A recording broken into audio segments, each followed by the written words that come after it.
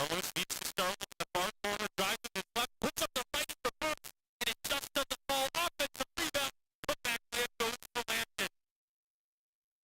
Syracuse on the board in the second half, down 10 now, 36-26, 2 minutes into the period. The big man came off a career-high 23 rebound performance last time against Pitt, and after that bucket, Stanford's lead hovered around 10 points for pretty much the next 10 minutes of game action. However, an SU forward thought that he should take things up and shake things up from downtown. He grabbed the defensive rebound for Syracuse, feeds up the court quick. Bell, a corner three, and one! Shoved out of bounds, he doesn't care, nails the triple. Headed to the free throw line after a violent defensive move by Stinson. My goodness. Makes it 52-43 Syracuse, a chance for one more for the Orange.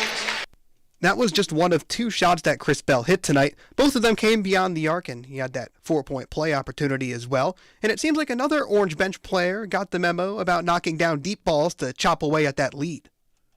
Backing down Kamen, stops, kicks out. A three goes up and in from Carlos.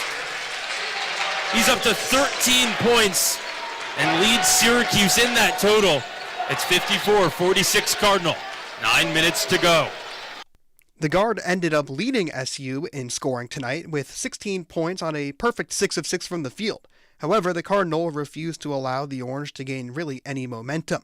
But AQ Star, we have yet to mention, finally showed up in the team's most desperate moment. Back out towards half court. Makes a second drive, goes up for the lefty layup, scoop under to the righty, gets it in.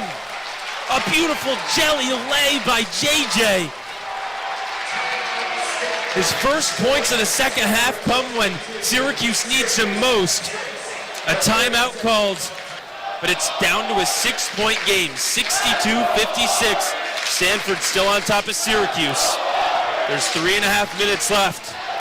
You can hear the Let's Go Orange chant at Maples Pavilion, a good showing from the SU faithful, and that layup that they got was a good showing from J.J. Starling, though he was quiet for most of the game, and that layup marked the smallest lead for Stanford since there were 17 minutes left in the first half.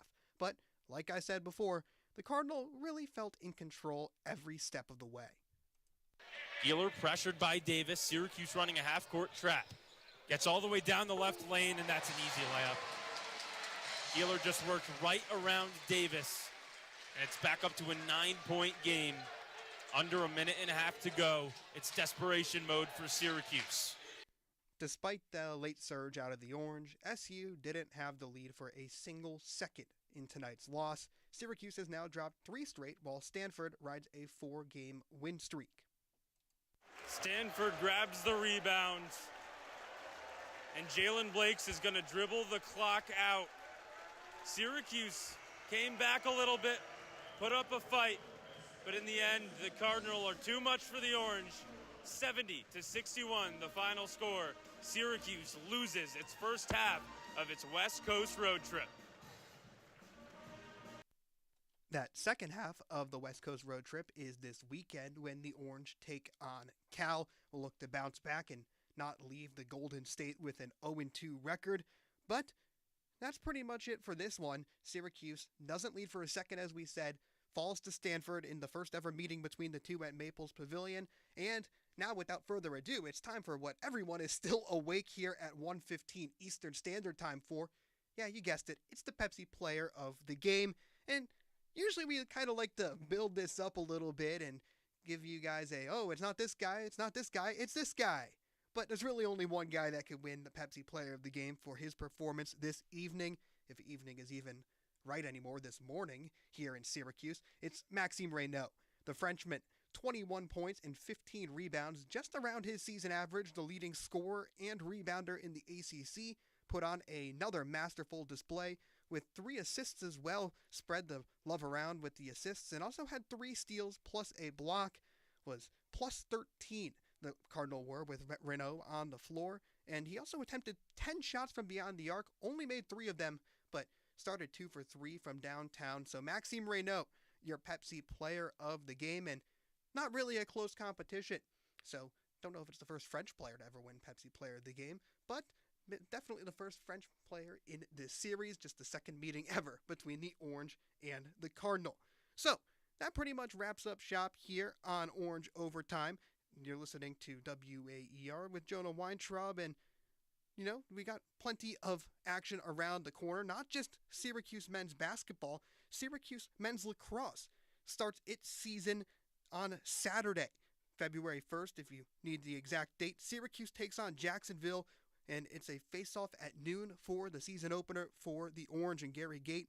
Countdown to face-off is at 11:30. Going to be an exciting season for the preseason number 2 team in America. But our next basketball broadcast is also on Saturday. Right after that one, it's at a 9:30 countdown to tip-off for a 10 o'clock tip-off between Syracuse and Cal in Berkeley for the second leg of that road trip. Should be another competitive game between two foes looking to really get back on track in ACC play. And that's all we've got for this action between the Orange and the Cardinal tonight. Stanford takes it 70-61 at Maples Pavilion. Quick few thank yous to hand out to our WAER team tonight. Our producer, Andrew Sulliver, making sure everything is going as smoothly as it can.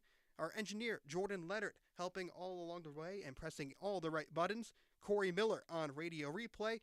And, of course, as always, the entire WAER sports desk, sacrificing their early morning hours to help give you guys the best product possible from Syracuse and Stanford out in Palo Alto.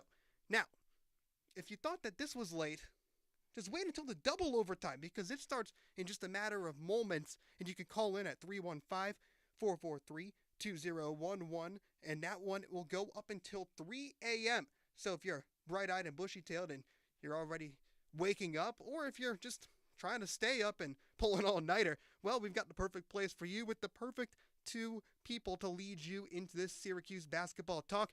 I'm talking about Gino Antamarino and Max Gifford.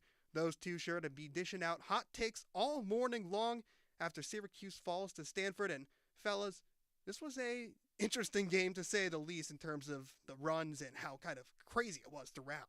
Yeah, you're right, Jonah. And hey, we are bright-eyed and bushy-tailed this morning here on WAER. Max Gifford and Gino Antamarino with you. Yeah, Gino, this was a game that Syracuse had maybe the most abysmal, no good, horrible, very bad, any synonym you could put in to describe the start of this game. We're down at one point by 23. Somehow kind of made it a game, but ultimately still fell at the end. Yeah, and it all comes down to the way Syracuse started. We talked about in the pregame and McClure Remodeling countdown to tip-off if you were tuning in. Syracuse had to have a good start in this one. There was no doubt about it, and they really shot themselves in the foot. Like you mentioned, they went down big early in the contest.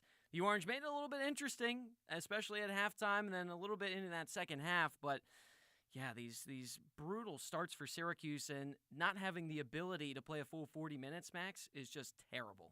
Well, you talk about 40 minutes. We've got an hour and 40 minutes to talk go. about this game. That's right. Let's go. Grab your coffee, grab your caffeine, grab your Celsius. Whatever you need, we're on the air until 3 a.m., and the double overtime starts right now.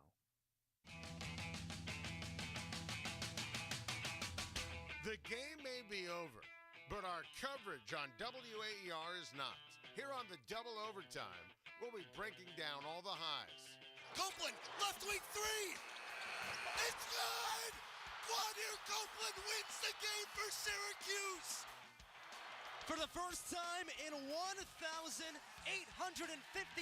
days, Syracuse beats an AP Top 10 team. Darling drives to his right, puts up a layup. No good, but Copeland with the putback slam! Oh my goodness, Quadir Copeland makes a statement! And the lows. Syracuse walked into John Paul Jones Arena looking to make a statement, and Virginia said, oh no you don't. Cavaliers 84, Orange 62 your final. Well, Syracuse heads into North Carolina and faces its worst loss in its history in the Atlantic Coast Conference. Heartbreaking. The Orange bow out in the second round of the ACC tournament for the second year in a row. Delivering our hottest takes along the way. The expectations should be higher after a few years when Adrian Autry sets that bar, but the bar is still low. 5-star, Donnie Freeman. Yep. I mean, this guy has the tools. I think he could be the truth. I think Lampkin and the combination of him and Carlos will rejuvenize this team and make them an actual complete basketball team. Get your voice heard by calling in at 315-443-2011 or check out our YouTube at WAER Sports Talk. It's the double overtime, and it starts right now. Good morning to you on the double overtime here on WAER. I'm Max Gifford. He's Gino Antimarino, and we are so stoked to be on the air with you for the next hour and 38 minutes until 3 a.m. here on our airwaves. And you can, if you want to talk to Gino or I about Syracuse falling today 70-61 at Stanford, you can get your voice heard by calling in at 315-443-2011. Don't be afraid to hit us up on our text line either. It's late, but hey, we will still respond to any of the takes you got. That number is 315-556-3929. You can also interact with us on our social media on X and YouTube at WAER Sports Talk. Nothing like some late night texts, you know what I mean? Right. Gino and I don't get a lot of those, so we could really use them later tonight. Sorry, not to bring coming up out the swinging, not to bring out a sore subject, but let's get let's get swinging here. Speaking of sore subjects, I was going to say, you want to talk about coming out swinging? Syracuse did not come out swinging in this game. They started down 17-0. Yeah. After 7 minutes of play, down 17-0, like you mentioned. Syracuse also 0 for 7 from the field in that stretch, 4 turnovers as well. I mean, Max, how many times do we have to beat a dead horse? It just always seems like Syracuse can never put together a full 40 minutes of basketball. Never. It's unbelievable, and it's so frustrating. And then you go into midway through that first half, down 25-4. You know who scored the first basket for Syracuse in this game? I believe it was Kyle Cuff. Kyle Cuff, who I think is honestly top 3 on the team right now. And I don't think I necessarily disagree with you. Here's what I'll tell you. The lead up before that Kyle Cuff layoff, so that was the 12th Syracuse sequence of the game. You want me to tell you the first 11? Let's hear it. Jair Davis missed layup. Lucas Taylor missed jumper. Jair Davis turnover. Elijah Moore missed 3. J.J. Starling missed jumper. Eddie Lampkin turnover. J.J. Starling missed jumper. He had a lot of missed jumpers today. Chris Bell missed 3-pointer. Jair Davis missed 3-pointer. Chris Bell turnover. Yeah. I'm still not done yet. Peter Majstorovic moving screen. I mean, you spin the wheel, it's the same results every time. They even got some crazier things. And then Kyle Cuff made the layup for the first points of the day for Syracuse. 7.5 minutes into this game. What are we doing? And also, Adrian Autry, where's the timeout being called in that span? Yeah. It was non-existent. Yeah, and the first timeout was called with 9 minutes gone in the first half. That's just unacceptable. In what would have been a media timeout after the next stoppage. No, completely. And that kind of ties in with, we have a commenter on our Twitter page, our live stream, Anthony Bialy, says, fans often claim they could coach better as an exaggeration, but I think any caller could do at least as well as Adrian Autry. Obviously, going to disagree with that.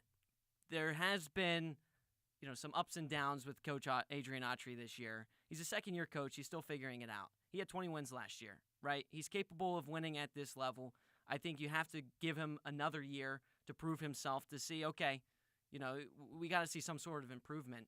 But like you were saying, it seems like there's just certain things that Adrian Autry does, and it just shows that he's not really getting it, right? You talked about the timeout he called when the next stoppage of play would have been immediate timeout. He just burned a timeout for no reason.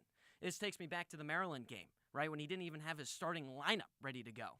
I mean, to go against a good Terrapins team and not have your starting 5 ready to go after a long break up until that point, like, you had several days to plan that out. It's unacceptable, Max, and it's just simple things like that. I'm not saying Adrian Autry's got to figure it all out by year 2, right? But there's simple things as a head coach that you have to just know and be aware of, and the attention to detail. And I'll tell you what, Max, it's a top-down approach. If you're discombobulated, if you don't have your stuff ready to go, guess what? The players are going to be the exact same way. They're going to follow suit of the guy in charge, and we've seen it time and time again. Gino thinks there's a couple things Adrian Autry, the head coach for Syracuse, could improve. If you think there's something else that Adrian Autry needs to improve on, you can call into the show, 315-443-2011.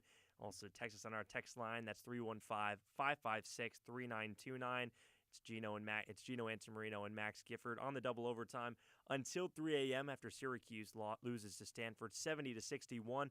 Back to your point on Adrian Autry, because let's not forget, there was a timeout before he called a timeout. It was the first media timeout of the game, but there were no adjustments made. No. There were 0 adjustments made. I mean, but I don't blame. Like, what are the adjustments? We were listening to the game. We were watching the game, and I remember you saying there was 0 off-ball movement. Correct. After the timeout. Correct. So what could you possibly have been talking about in that timeout that changed? Correct. Yeah, I mean, I have it right here. The specific play I wanted to bring up. 5:40 left in the first half. Starling gets the ball on the right wing, and everyone just moves to the far side of the court and just stands there and watches him. And then Starling goes one-on-one with the defender, drives in, shoots a contested shot, misses. Right? It's just plays like a lot that. Of misses from Starling plays today. like that, Max, where it's like, where's the offense? Where are these set plays? You talked about, going out of a timeout didn't have the adjustments in terms of a lineup. What about just having a set play? I'm not even asking you to just have a change in the lineup, because clearly Syracuse, the players, you can question them on their talent at times, right? They're talented players, but as a unit, right, they can be sometimes questionable. But to not have a set play coming out of the timeout, where that wasn't just the only time where Starling would get the ball and everyone would just clear away and ball watch. How do you expect to score against a good Stanford team when you just have a one-man offense? There's no answer. There is no answer. And we'll get into the individuals later on this Syracuse squad, but Starling only had 7 points tonight. It's just his second game this year scoring under double digits. Was 3 for 16 from the field. So obviously you can't feed the hot hand because, he wasn't feeling it tonight. But who's your next option after that, right? Jaquan Carlos had a good game. Yes, right. And like I mentioned, 16 points, 6 for 6 from the field. Had 2 3-pointers as well.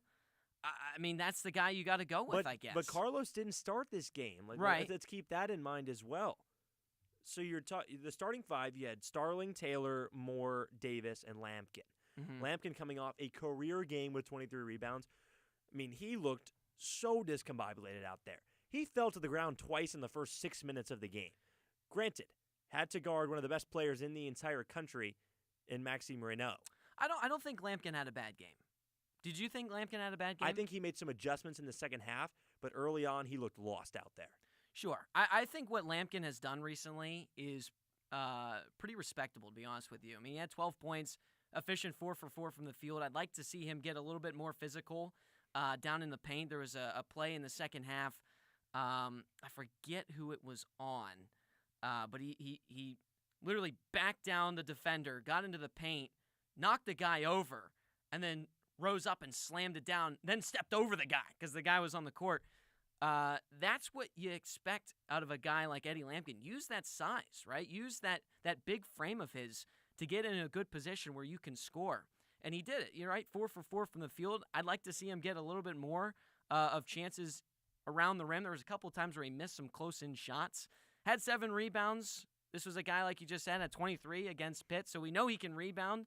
But like you were saying, he was going up some tough competition down at the other end with Raynaud. Eddie Lampkin, nearly a double-double again today. 12 points, 7 rebounds. Again, Gino doesn't think he's the problem. Do you think maybe Lampkin's a problem? Do you think Starling having a very middling game is the problem? Tell us. Get your voice heard. We're on the air until 3 a.m. tonight. You can call into us at 315-443-2011 after Syracuse falls to Stanford 70-61. Gino, I do think you have a point that this game isn't on Lampkin by any means. Not at all. By any means. The one thing that my attention turns to is that the first 9 points of this game, which took a long time for Syracuse to get, we should mention, the first 9 points were Jaquan Carlos and Kyle Cuff. Yeah. Two small guards who are not supposed to be primary scorers on this team. The first points that weren't Carlos and Cuff was a Lucas Taylor 3 with under 7 minutes to play in the first half. And Taylor's another guy who I wouldn't necessarily say is the primary hot hand of that primary scorer. So you didn't get Starling, you didn't get Lampkin, you didn't get either of those guys points near over halfway through the first half. Right. I mean, we've seen this, we've witnessed this already, Max, with J.J. Starling being out with the hand injury. When J.J. Starling is not in the lineup, and then you also throw in that Donnie Freeman's not in the lineup as well, this team's dead in the water. They have no options outside of J.J. Starling and Donnie Freeman. But even during Starling's injury, right, when Donnie Freeman was playing and was healthy, Syracuse was still losing games. J.J. Starling is the difference maker. He's got to go out every night, Max, and have double digits in points, 20 points, at least. We've seen this guy have 0 assists and still put up a lot of points and make it a close game. He doesn't even have to facilitate. He just has to go out there and be the scorer. It's not his job to facilitate. You've got other guys for that. You've got guys like Jaquan Carlos for that, who, granted, did pick up 3 tonight. He's up and down. Chris Bell had 2. Eddie Lampkin had 2. Lucas Taylor had 1. But there was no one else that was really facilitating the basketball out there. And Is there a facilitator on this team? I mean, I told you their offense. The most prominent one Give it to is Starling Jaquan and back Carlos. away. That's their offense. They have no facilitator. It's pretty embarrassing, to be honest with you. What happened to Jair Davis? I felt like at the beginning of the year, we were so high on Jair Davis. And 7 points, 6 rebounds for Davis tonight, but it was maybe the quietest 7 points I can think of. And looking at sort of his half splits, he had 3 points in the first half, 4 points in the second half, but just really looked like he was standing out there half the time. I thought it was funny at the opening tip-off when he was lining up against Raynaud. Raynaud's over 7 foot. He made him look silly. I mean, Davis was like he automatically turned around and started playing defense. He didn't even jump. But yeah, no, I mean, and Davis is another guy. We can go really broad picture. We talk about going back to that comment we had on the Twitter stream. It's not just Adrian Autry that's been an issue. It's been the team, right? He can't, at the end of the day, Max, he can't go out there and put up 20, right? He can't go out there. Not anymore. Right. But the players have to follow suit. And yes, there are some questionable moves that Autry has. But at the end of the day, I mean, look at some of the guys he's working with. You mentioned Jair Davis had 22 points in the first game this year. 12 rebounds, right? And now all of a sudden he has really regressed throughout the year. Now, could you blame that on coaching? You could. But could you also blame it on the players just not doing their jobs, not living up to expectations? That's also a possibility. And I like the point you make, because if you continue to just harp on coaching, you're just getting further and further away from the actual product on the court. At the end of the day, the players have to play the games. Right, absolutely. That's my point. That's my point. And I'll give Syracuse credit in this one, right? And they had a terrible start, and then slowly but surely made it interesting. I know you said, is it really interesting? 9 points, being down 9 points at halftime, is that really interesting? Yes. Considering how much they were down by to start this game, that's pretty impressive, especially when Stanford had 2 to 3 minutes of no scoring. I mean, Syracuse really shut down on the defensive front towards the end of that first half, found its rhythm, started making shots, and it always seems like Syracuse comes so close, yet so far. Like you mentioned, 9 points. Is it close? Is it too far? Right? That's their Syracuse. That's their sweet spot. They'll get 9 points close to tying this game. They didn't even lead in this game, by the way. They were trailing the entire time. 9 was the magic number for Syracuse, falling by 9 points to Stanford, 70-61. Also, we're down by 9 points at the end of the first half. Gino thinks that is impressive, that Syracuse kept it close. Me, maybe not so much. Max Gifford with Gino Antimarino. If you want to agree or disagree with one of us, you can call into us here on the Double Overtime. The number is 315-443-2011. Make sure to interact with us on our social media.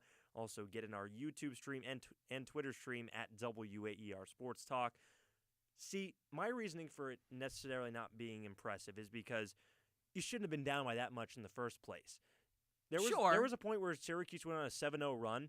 They were still down by 16. I get it, but they could have rolled over and their died, offense could have Max. been playing better. But then you mentioned some of those spurts where Stanford went 2, 3, maybe even 4 minutes scoreless. Then Syracuse would shoot itself in the foot. They would travel. They would double dribble. Yeah. They would turn it over. The turnovers in this game, absolutely horrible. 14 for Syracuse. That's now 3 straight games. Double-digit turnovers. Double-digit turnovers, 3 straight games, Max. That's unacceptable, right? And Adrian Autry has harped on this time and time again. You know, we just have to be more responsible with the ball. We have to design more plays where we're not throwing the ball in danger.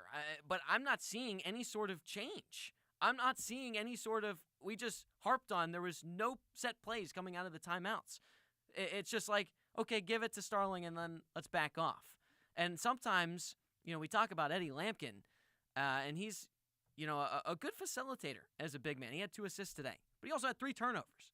And so that's kind of like live by the sword, die by the sword, because Lampkin is a good facilitator at times. You know, he's got the behind-the-back passes, over-the-shoulder passes, but then there's some times where he passes up open looks. He gets too pass-happy, if you will. And that can sometimes lead to turnovers because, like we just said, this offense is too stagnant. There's no off-ball cuts. There's no movement without the ball. And so when Lampkin's down in the paint and he picks up his dribble, he's got to just throw a Hail Mary and hope that someone's out there beyond the three-point line to catch it. Unfortunately, Lampkin is no Kyle McCord, as much as I'd like to think he is. But what makes the turnovers, I guess, such a X factor in this game, these last couple of games, is the fact that Syracuse is actually really hanging with these ACC teams in terms of rebounds. Out-rebounded Pitt by a ton last game. And as far as this game is concerned, only out-rebounded by 2, actually had the same amount of defensive rebounds as Stanford. So they're being physical on the boards. They're cleaning up the boards actually pretty efficiently, but they just can't seem to hold on to the basketball once they get it. Right, and I'll bring up the numbers, too, from that Pitt game in case the listeners or the viewers, now we have the live stream. Shout out Jordan Leonard. Excellent addition into the double overtime. Also our engineer today on the double overtime. Yes, shout out Jordan. We love him. Syracuse, 48 rebounds in the game against Pittsburgh, 31 for the Panthers. So, and Syracuse is one By the way, Syracuse still lost that game, by the way. We should mention. Yes, of course. Lost by shocker. But yes, they're one of the best teams actually in the conference at rebounding the ball. But like you said, it just doesn't really amount to anything. And that is something that Adrian Autry has harped on big time since the start of the year, how much emphasis he's going to put on rebounding the basketball, because there was a phase where they were kind of determining if they wanted to play man defense or zone defense. And obviously, if you're in a zone, you got to rebound, right? And so there was some lackluster times where they couldn't rebound, but it seems like Syracuse has now figured out its groove at grabbing those boards. Definitely didn't have their groove at the start of the game. That first sequence, I thought Syracuse might have lost by 50 if that trend continued. Yeah. I believe Stanford used all 30 seconds of their possession time, and Maxime Renaud got that 3 off towards the end after, again, lots of offensive boards. Syracuse just kind of standing around. I mean, Maxime Renaud had 5 points and 5 rebounds in the first 5 minutes of this game. 10 minutes later, already had 9 and 9 and a double-double before the end of the first half. I actually think Syracuse did a really good job shutting him down in the second half. He was our Pepsi player of the game here on WAER. But there were some good stretches in this game, Max. He only had 4 rebounds in the second half. That has to say something that the defense improved. No, absolutely. And listen, Syracuse, this is like the most aggravating part about being, if you're a Syracuse fan watching these games, is there's good out of every game, right? They make things somewhat entertaining, but it's just like I said, they come so close yet so far. They were outscored 33-24 in the first half. Then in the second half, they tied it 37-37. I mean, the Orange did a good job of fighting back in this game. There's been plenty of times where they've actually outscored their opponents in the second half, but because of those slow starts, because of them shooting themselves in the foot, they put themselves too much in a hole to crawl out of. And it's just 40 minutes of basketball, Max. That's all we're asking. 40 minutes. That's it. Unless they're playing Youngstown State. Then that's a different story. That's a lot more than 40 minutes.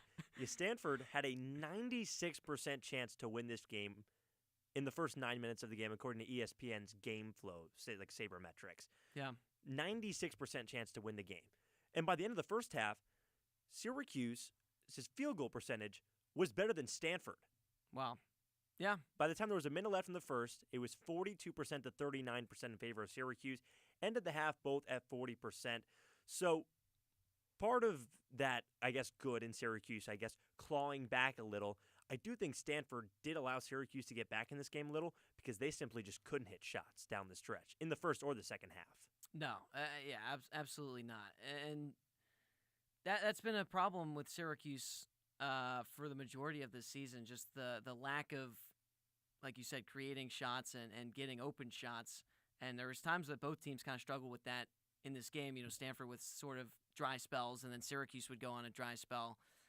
But at the end of the day, the Cardinal prevailed. They prevailed. The Cardinal had 3 guys in double figures, not even 5 minutes into the second half. So they poured it on. Yeah. They had a complete effort. Also, love that big 3, by the way, for Stanford. I mean, those guys are really good with Raynaud, Blakes, and Sellers. Again, 15-6. Raynaud, rather. 15-6 they are now, and they're 7-3 in the ACC. That's top 6 in all of the ACC right now. There's a lot of parity in the conference, but still alive for an at-large bid. Yeah. Stanford is, especially if they play well down the stretch, maybe even play well in the ACC tournament. You can see the Cardinal make some noise. Oh, absolutely. Especially with a guy like Maxime Raynaud. Absolutely. I mean, Stanford is one of those teams that's sneaky, right? There's nothing that really jumps out when you look at their team statistically. Now, they did have a really easy start to the schedule. I'm not going to start listing some of the teams they played because there's a whole slew of them. But, their record is a little... what's the word? Exaggerated. Inflated. And that's a perfect word. But yeah, I mean, the Cardinals they've had a good season this year. They're on a 4-game winning streak, 15-6 overall, 7-3 in ACC play. They're now 12-1 at home. 12-1. And that's a place that only gets about 3,000 fans in attendance per game. That's last in the ACC, Max, but they're still putting on a show. Yeah, that's what I was going to say. The reason you're not hearing much noise is because there's only about 2,600 people there on average per game. Compare that to Syracuse, it's about 19,000 per game. But one of those 2,600 people there tonight was Tyler Aiken. He was one of our play-by-play broadcasters for this game. We're going to talk to him when we come back here on the Double Overtime. Gino Antamorino and Max Gifford. Stick with us right here on WAER. There is a one-stop listen for everything Syracuse athletics. You got great talent on this offense. Like, you can't go dormant for an entire quarter. And the Ostrom Avenue podcast provides unique opinions, plus exciting interviews from industry experts. Joined by Georgia Tech play-by-play broadcaster Andy Demetra, Syracuse.com, football beat reporter Emily Laker. Check out weekly interviews on YouTube and listen at WAER.org or wherever you get your podcast.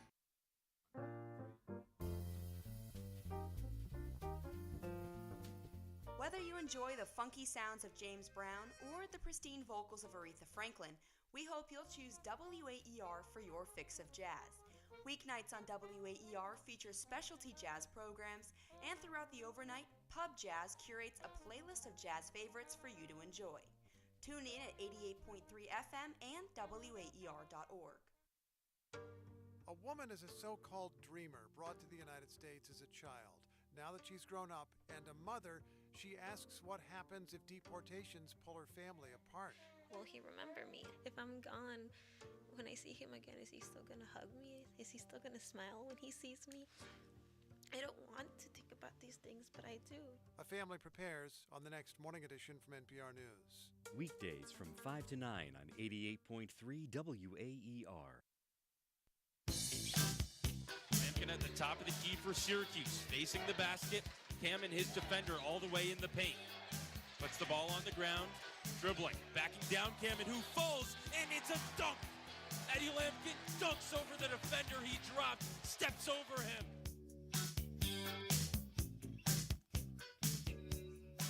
That Eddie Lampkin dunk is some energy that we need here at our Ostrom Avenue studios. I'm fired up right now, Max Gino. Gifford, I don't know about you. Gino Antamarino here. 1:47 a.m. after Syracuse falls to Stanford 70-61. And joining us now is one of our broadcasters, Tyler Aiken. Tyler, you had the second half in that call. First of all, I should ask you, how's your time in California? How's the weather there? Because it is so cold here in Syracuse. I saw the wind. It was like 30-mile-per-hour gusts of wind. So here's what I'll say. We were getting ready for our walk around campus today. I was joined by Skylar Wilkes, who was on the call with me today, and two of our colleagues from Citrus TV. And everyone was wearing a long-sleeve shirt and a jacket. And I went out. I was wearing jeans, but I had a short-sleeve shirt on. And so nice. I heard a little bit of chirping, Tyler's wearing a short-sleeve shirt. And, right when we walk outside, it's a little brisk. It's like 45. Oh, yeah. But by the early afternoon, when the sunbeams are shining on us, it's upper 50s, lower 60s. I'm seeing my friends take their jackets off, and I'm smiling. I nailed it. Jeans, short-sleeve shirt, that was the weather today in California. It was great. That's awesome. Hey, sun's out, guns out. That's what I like to say, Tyler. If the listeners or viewers have any questions or anything they'd like to pose to Tyler, please text us. 315-556-3929 is the number to text. You can also watch us on our YouTube stream at WAER Sports Talk on YouTube and X. And so, Tyler, another loss for Syracuse. They are now 1-5 on games on the road. What has been the biggest issue for Syracuse going into those away stadiums and trying to come away with the victory? Because, from what I've seen, it just seems like they've had so many bad starts, especially on the road. They don't have that home crowd behind them, and as a result, they're just starting off slow. They're putting themselves in a hole that they can't crawl out of. I mean, it's not just on the road. It's away from home. You think about going 0 for 3 in your 3 games at the Barclays Center down in Brooklyn back in November and December. Yeah. But what's embarrassing is, this crowd was maybe 40% Syracuse fans. Wow. So that's not an argument. Now, obviously, it is very hard to fly all the way across the country and be successful. I mean, I guess my big answer to you would be, it's not just struggles on the road, it's struggles in general. Yes, 1-5 on the road isn't great, but Syracuse just has not looked strong over the past few weeks, hasn't looked strong against the upper half of the ACC or much of the ACC at all. And slow starts, is obviously a part of it. Slow starts a bunch of the last few games. Started 0-17 and then down 25-2 today. That's unacceptable. Right. And then you think about some key rebounds at the finish where, there were back-to-back offensive rebounds tonight for Stanford that Syracuse couldn't grab. That was the story of the game for Pittsburgh. And there's no one consistent on the team. And yes, I said there's no one consistent on the team. I'm sorry, Here but come if you're the J.J. Starling fans. Yep. You can't put up 7 points tonight when you had plenty of opportunities to score, and call yourself consistent. He's very good, all ACC talent, but he is not the consistent player that Syracuse has needed over the last few weeks. Not the consistent number one. Absolutely. Not much consistency, lots of struggles. And Tyler, I'm sure it was a struggle for you to have to watch sort of that first half, not on the play-by-play, just kind of watching everything that broke down. You did talk about this, and I brought it up kind of at the top of the show. The first 9 points of this game were Jaquan Carlos and Kyle Cuff. And you noted how, it was kind of absurd that those are the two guys sort of taking on the hefty load of offense. What were guys like Lampkin and Starling doing that just weren't working at the start? Lampkin, for the first 15 minutes of the game, maybe touched the ball within 15 feet of the basket twice. He was just, he wasn't even trying. Here's the thing. Reynaud's a good defender. You have to try to establish yourself in the paint. Every time he touched the ball, he was at the top of the key. He was at the right wing, behind the three-point line. I get it. You're a good passer. You can distribute from inside the paint. You are setting yourself up to fail by standing out there because guess what? You get the ball at the top of the key, and Reynaud would be 5 feet away from the hoop because you don't need to guard Lampkin out by the 3. And so that destroyed the spacing for Syracuse. Eventually, in the second half, he started establishing himself down low, had some nice back-to-back baskets. But, yeah, it just doesn't make sense how he took, a half of basketball to realize, maybe I shouldn't take myself away from being a threat, take myself away from the basket, and stand outside. Cause he fell. It was just a waste of time. He fell to the ground a couple times in those first 10 minutes of the game too. He just didn't really look like he knew where he was going with the ball either, or even with the other players who had the ball. Yeah, and I feel like Syracuse's offense, they love to have Lampkin, like you mentioned, Tyler. That was a great point. They love to have him come up to the top of the key and do a little handoff switch with Starling or whoever's the main ball handler. And Lampkin's a big guy, 6'11", 265 pounds. Get in the paint. Why are you standing up top of the three-point line? You are not shooting those. And that's something that stemmed all the way back. Sorry to cut you off, Tyler. That's something that stemmed all the way back from the Clarion exhibition in the first game of the season. You have to think something's got to change because something's not working. No, absolutely. Yeah. Tyler, what did you have to say?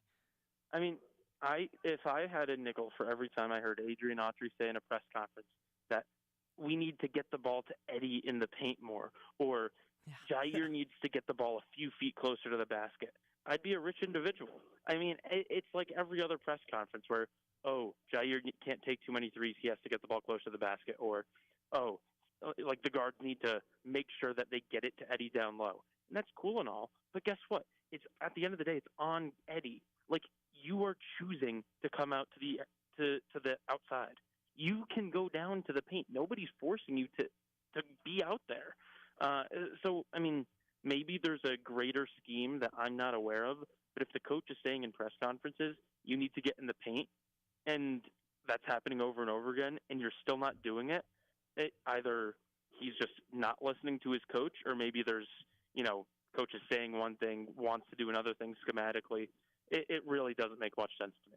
Max Gifford and Gino Antamarino here talking with Tyler Aiken down at Stanford, one of our play-by-play guys for the night after a 70-61 loss to Stanford. And kind of going off of that, Tyler, I mean, there's been so many times, we just talked about this in the last segment, so many times Adrian Autry has said things in press conferences, like the turnovers, and I'm sure that's something that you want to talk about, but the turnovers and how Syracuse needs to clean up on them, yet they're still turning the ball over 14 times. This is the third game in a row that they've had double-digit turnovers. It's unacceptable, and there's so many times where Adrian Autry goes in the press conferences and say, we need to do this better. We need to do that better. But guess what?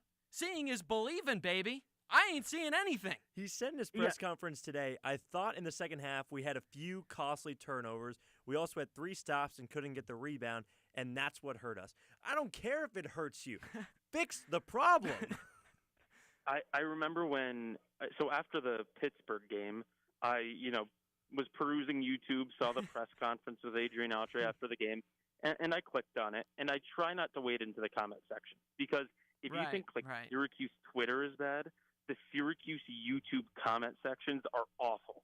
Yeah. But I did see someone commented, you could play this press conference after every single Syracuse game this year, and it would stand. And honestly, I can't disagree. I can't disagree with that. Yeah, and that's one of the things that's so frustrating. I think for Cuse fans too. But also, what is he supposed to say at this point? Well, here's the thing, Max. I think that the reason why so many Syracuse fans, whether it was a win or a loss for the football team, they gravitated towards Fran Brown because he wouldn't just say the same black and white things every time. There was always it almost like you believed what he said. I mean, for him to come out and say, we're looking for special teams help. I mean, this guy was honest, not saying that he should be honest, but he never just came out and had the same old coach speak. And Adrian Autry has gotten that down to a T. And so many fans are fed up with it because they don't want to keep hearing the same thing when nothing gets solved. Well, granted, he did learn from one of the best in Jim Boeheim as far as coach speak is concerned. Sure. But still. I mean, I was having a conversation with Skylar, my fellow broadcaster, as we walked to the game today, and the main point of the conversation was Syracuse fans want something to be mad at because this is going to be potentially the worst year record-wise for Syracuse basketball since the 1960s. Okay, so right, wrong, or indifferent, this is not what people are used to. This is not the standard. Syracuse fans aren't happy. But they want something to be mad at, which is fair. If you're not getting what you expect, you should be mad. But Coach Autry is not giving them something to be mad at because he doesn't. I'm not saying he should point out a specific player, but he's not pointing out anyone, any group of players. He's not pointing at anything to be mad at there. He's not pointing at himself. He's not pointing at another member of the coaching staff. So it doesn't feel like there's an outlet for Syracuse fans to be mad at. Like Syracuse fans can't come together against, oh, this has been a struggle. I'm going to be mad at that. I mean, you can't be mad at turnovers and rebounding issues. Like you can be mad that that is happening, but that's not a source or a target of your anger. And so it's just getting really difficult for Syracuse fans because I think at this point they'd rather Coach Autry say, hey, blame me, or hey, blame this person, or hey, blame that person. And that's why the press conferences have been so bothersome to people, I think.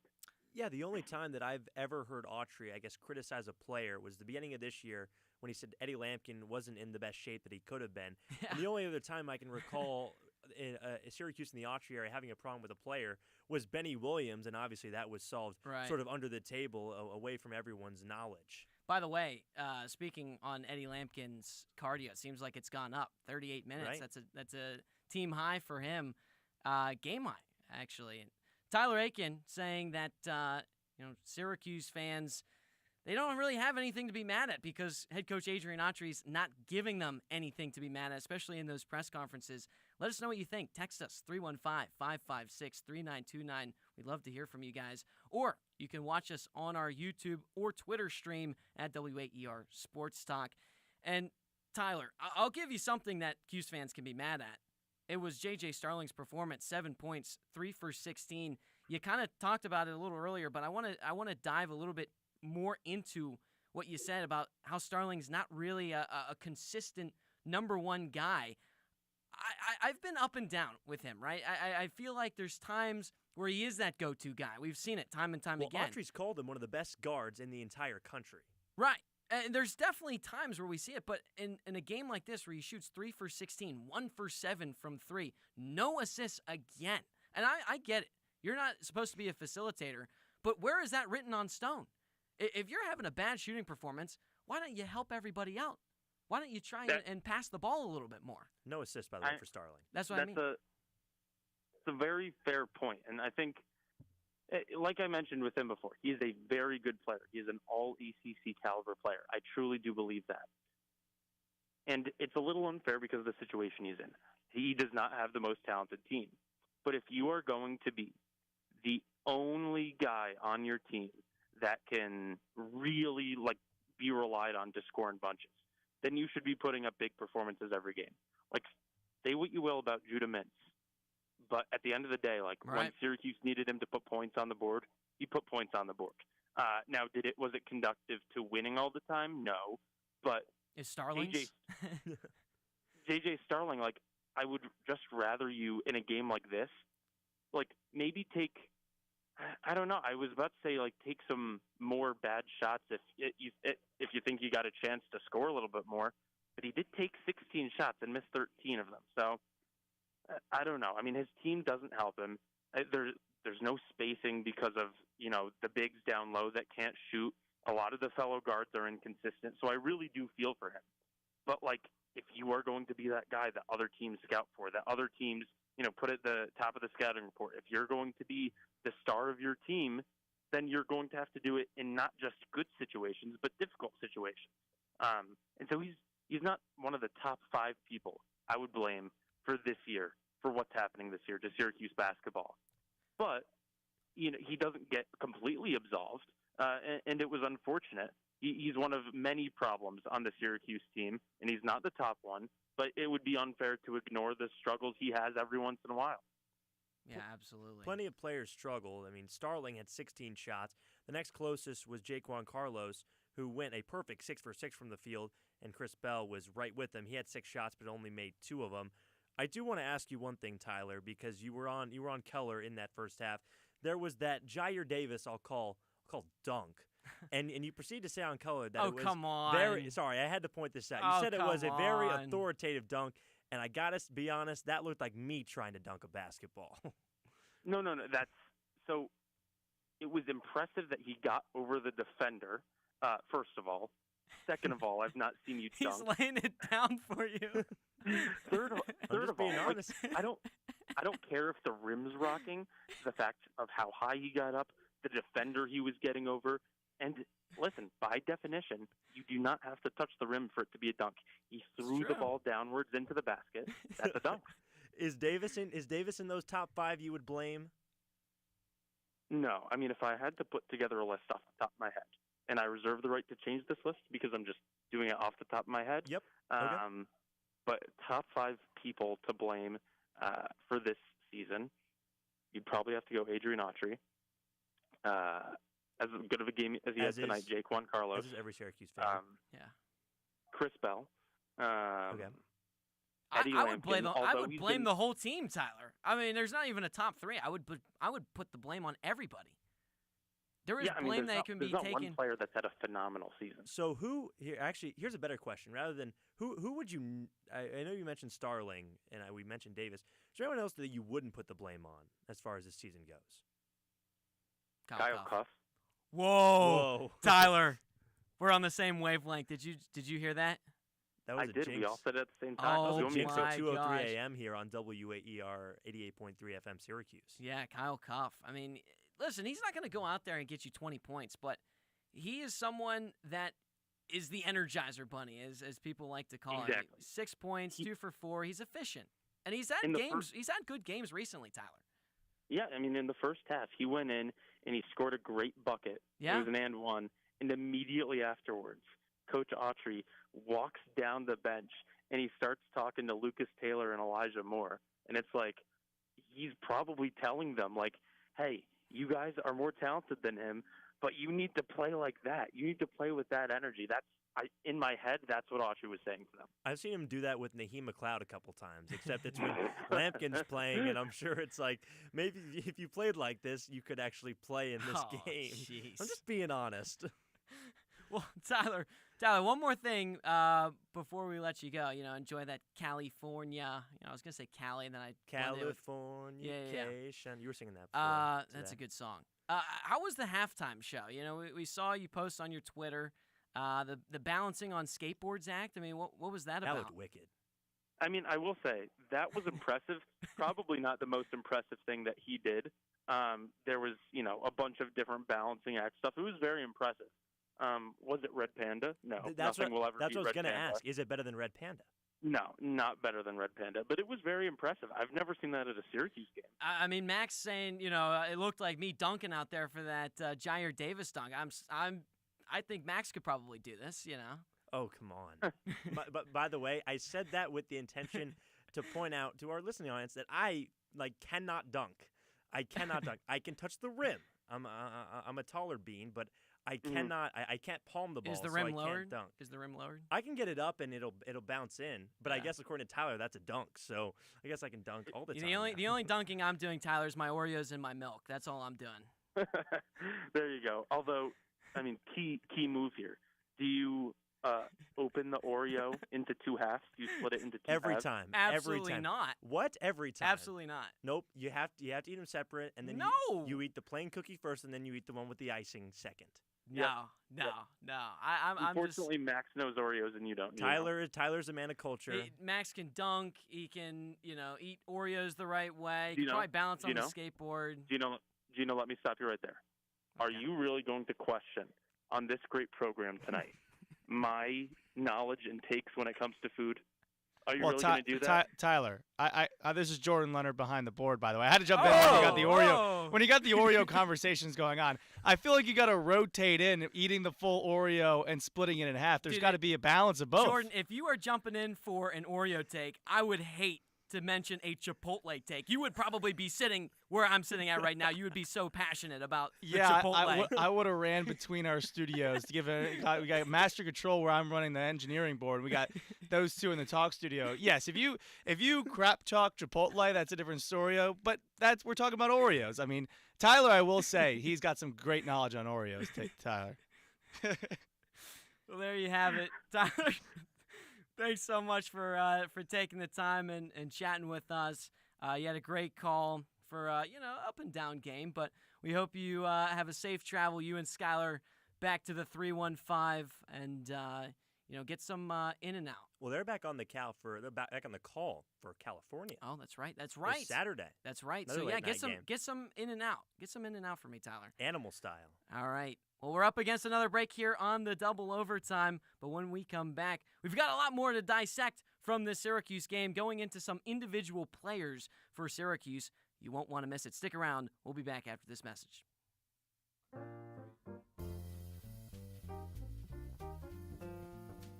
Whether you enjoy the funky sounds of James Brown or the pristine vocals of Aretha Franklin, we hope you'll choose WAER for your fix of jazz.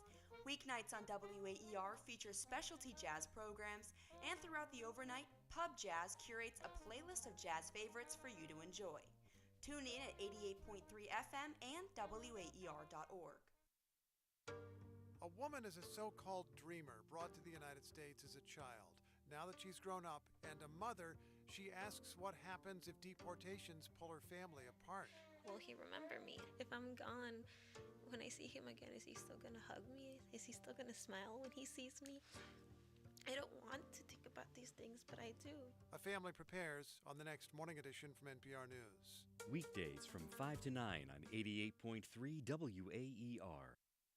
There is a one-stop listen for everything Syracuse athletics. You got great talent on this offense. Like, you can't go dormant for an entire quarter. And the Ostrom Avenue podcast provides unique opinions, plus exciting interviews from industry experts. Joined by Georgia Tech play-by-play broadcaster Andy Demetra, Syracuse.com, football beat reporter Emily Laker. Check out weekly interviews on YouTube and listen at WAER.org or wherever you get your podcast.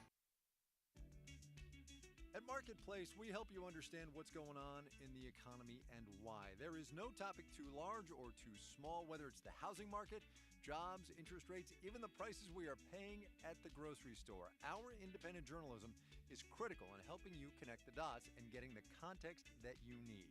So, join me, Kai Risdal, every weekday on Marketplace.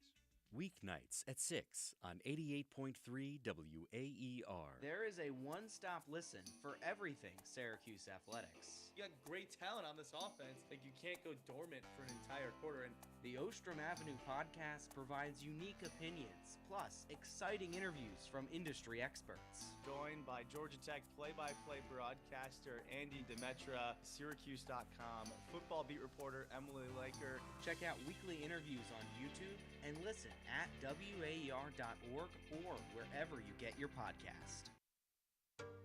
A woman is a so-called dreamer brought to the United States as a child. Now that she's grown up and a mother, she asks what happens if deportations pull her family apart. Will he remember me? If I'm gone, when I see him again, is he still gonna hug me? Is he still gonna smile when he sees me? I don't want to think about these things, but I do. A family prepares on the next morning edition from NPR News. Weekdays from 5 to 9 on 88.3 WAER.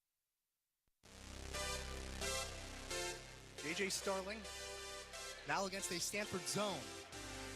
Taylor, near corner three, and it's money. Lucas Taylor, first shot from behind the arc for the Orange. First starter to score as well for SU. Gets the Cuse in double digits.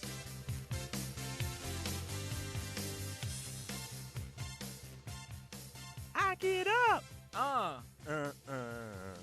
I'm channeling my inner David Lee Roth here. And we're up right now. And we're up right now. We're getting we're up. On the double overtime. Max Gifford and Gino Antamarino with you until 3 a.m. That's right. It's 2:11 a.m. right here on WAER at this moment, and we're recapping Syracuse's 70-61 loss to Stanford.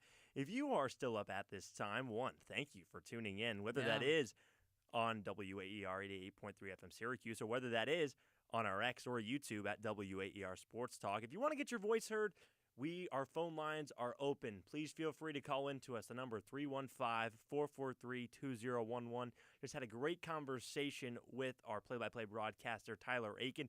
Great to get his perspective on a game that Syracuse started slow, made it a game in the middle, but then eventually fell by 9 at the end. Kind of the same old story towards the end of that game. I mentioned we're up right now. I'll mention another thing right now. You see, we're in the studio right now. It's 2:11 a.m. We got a jar of old mustard and we got a poodle, and now it's time for us to give you all at home some more X's and O's talk about some of these individuals, or the other guys, we'll call them, for Syracuse. I'm not going to lie, that mustard poodle bit completely went over my head. That's really unfortunate. I tried to tee it up with The Other Guys, which is the movie. Will Ferrell, Mark Wahlberg. Pretty good film. It's a detective movie. If you ever watch it, it's a good one. It has that great line. Actually, that was a quote from Dirty Mike and the Boys. So I was going to say, you might want to explain the movie for those who just didn't watch it. I can't believe anyone would not watch that movie, Max. But in case you want to, explain the movie a little bit. Well, I'm going to be completely honest. If you're listening to us at 2:12 a.m. right now, I would assume that you have seen Dirty Mike and the Boys on The Other Guys.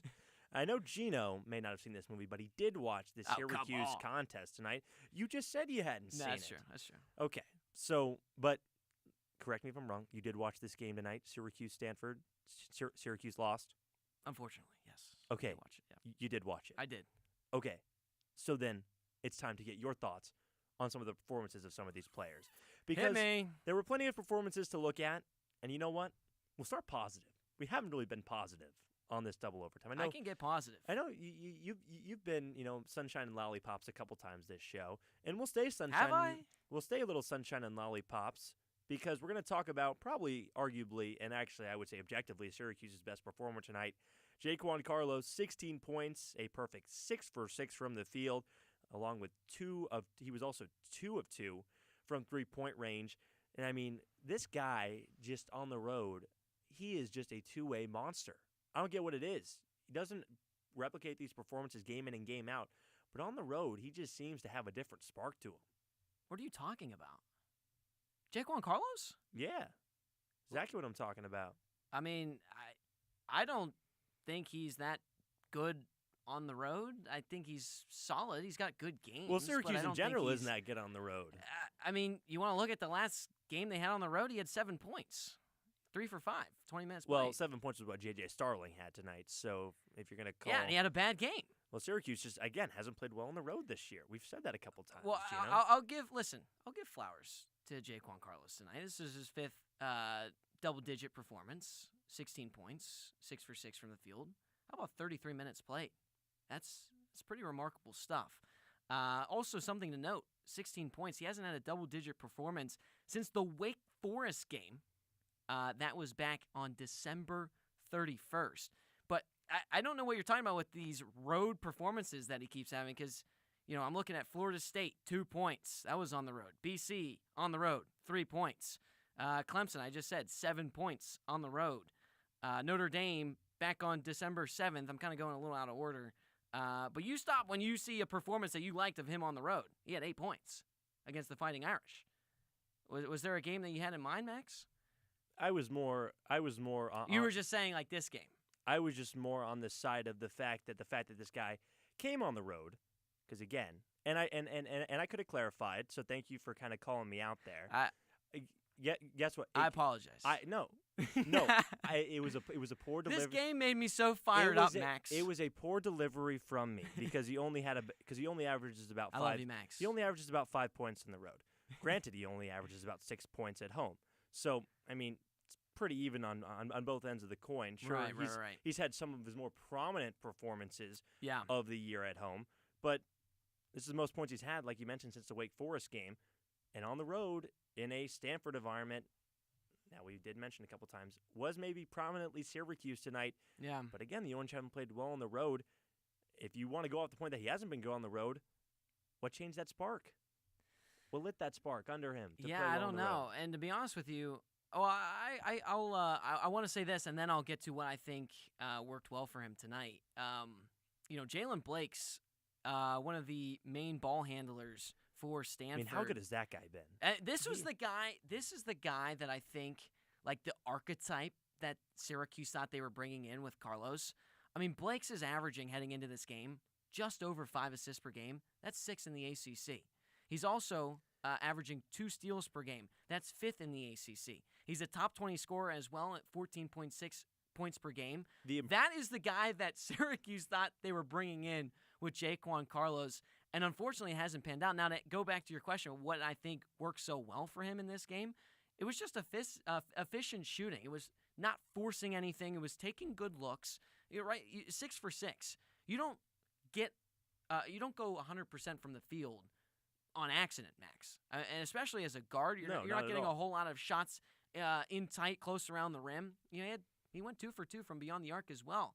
So just the efficient shooting, and he looked confident. And I think that's the biggest takeaway from this game from Jaquan Carlos' standpoint, is he looked confident, and he wasn't afraid to shoot the rock. Something that our listeners and our viewers, might not be totally in the loop about. Jalen Blake's a guy that played 3 years at Duke, really did nothing with the Blue Devils. Yeah. Actually was there for the last year of Coach K, averaged about 1 point per game in that year, had only averaged as high as 3.5 points in his second year at Duke. He is one of the most improved. I think he should be the most improved player in the ACC this year. By far, he's averaging over just about 15 points per game. Most likely going to take that crown after Ian Shefflin won it last year from Syracuse. But you mentioned you love a guy like Blake's on Syracuse. He had 14 points tonight. He was good. I mean, they had 4 players in double figures on Stanford. Carlos, on the other hand, just one of 2 players in double digits for Syracuse. Or one of 2 players in double digits for Syracuse. The other one being Eddie Lampkin, who we talked about a little, struggled maybe a little in the first half, but I know you were really high on him sort of in that second half of play. Yeah, I think Eddie Lampkin, Syracuse fans had too high hopes for him coming into this year. It was a lot of I think Eddie Lampkin is doing exactly what... I've been saying this for a while. I think it's the recency bias. I think everyone saw him in the tournament where, again, you look at guys like Doug Eddert. I mean, those guys transferred to wherever. Well, I'm not going to because they had prominent tournaments. No, I'm not. Syracuse fans, because there has been a lot of chatter about, this guy. I saw something today. I forget who said it, but someone said, Lampkin heading into the season, Lampkin's one of the best facilitating big man, one of in college. And yes, he's a good facilitator, but there's times where he doesn't get that many assists. There's times where he does look a little sluggish. And I think Eddie Lampkin's not going to be the go-to guy. He might not even be your second option. But he's someone that just goes in there and does what he's expected to do. Like, he doesn't... I wouldn't say he's had too many bad games. He hasn't had too many, over-the-top games. He had 23 rebounds against Pitt, sure. But there's nothing that, they still lost that game. I think I think what Syracuse fans might have confused with Lampkin is the quality of his facilitating rather than his quantity. Because like you mentioned, not necessarily getting the numbers in terms of assists, not necessarily, completing as many passes as you liked. We've talked about a couple turnovers. Lampkin had 3 tonight. But if you sort of talk about the quality, I mean, this guy throws behind the back passes like it's nobody's business. No, yeah. Like it's second nature to him. I will say, Max, the one thing that I have really, I guess it's like a double-edged sword with what I'm about to say. Lampkin has done what Adrian Autry and he have both said about getting in shape, right? That was the biggest knock against him heading into this year. He's not in shape. Well, he was on the bench for a majority of some of these first half games. Right, but these last few games, he's been playing 30-plus minutes a night, and especially going up against some stiff competition, right? We talked about Reno. I mean, he's one of the best players in the ACC, right? He's one of the best big men in the country. Top scorers in the ACC, top rebounders in the ACC. That's a tall third task to in go the up country against him. Literally, because he's 7 foot. Lampkin made the adjustments in the second half against Reno. Again, Reno only had 4 rebounds in that second half. Granted, still had double-digit points in both halves, which, I mean, when you're 7-1 and you dominate the paint like that guy does, especially when a guy like Lampkin is sometimes sort of hovering on the outside, and Syracuse just in general, kind of away from the paint, which don't really understand why you didn't get as physical as you could. Syracuse was so prominent and prolific on offense when they did get physical.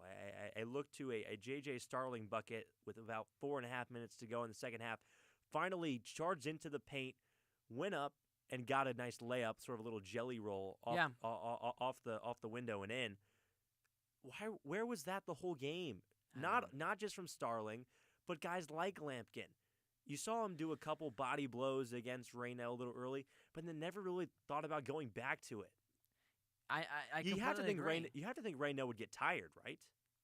Yeah, I mean, you're going up against a guy that's 260, 270 pounds. I can only imagine after playing so many minutes. Reyno played 36 minutes in today's game, right? When you're bumping and bruising against a guy Lampkin's size, I'm sure it gets pretty tiring at times. But this was the big matchup heading into tonight. Who was going to win that battle? And Reyno obviously came away with 21 points, 7 for 17 from the field. Also had 15 rebounds.